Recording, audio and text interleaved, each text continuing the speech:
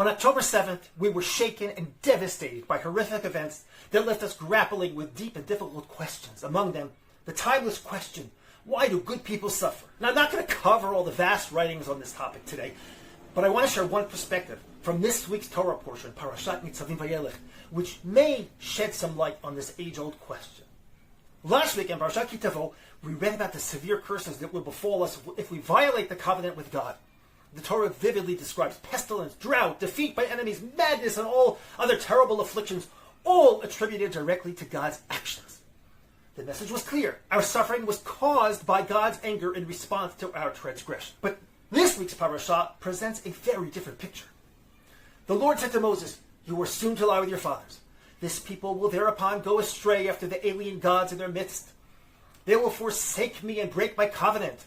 Then my anger will flare up against them, and I will abandon them and hide my countenance from them. They shall be ready prey, and many evils and troubles shall befall them. And they shall say on that day, surely it is because our God is not in our midst that these evils have befallen us.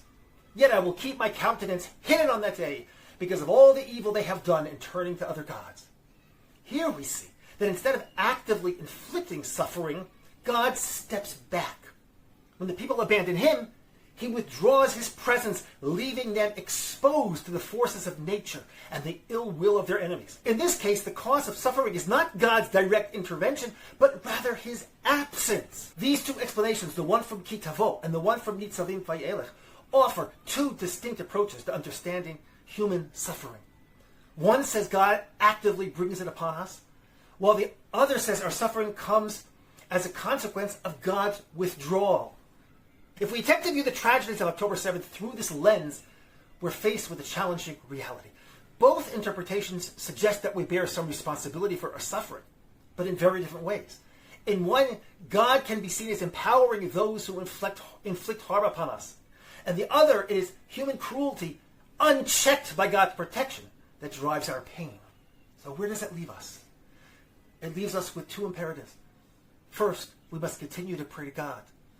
And second, we must strengthen the spirit of our brave soldiers so that with the help of both, this war may end swiftly and decisively. If you found this video thought-provoking and meaningful, don't forget to like, share, and subscribe for more insights. Shabbat Shalom.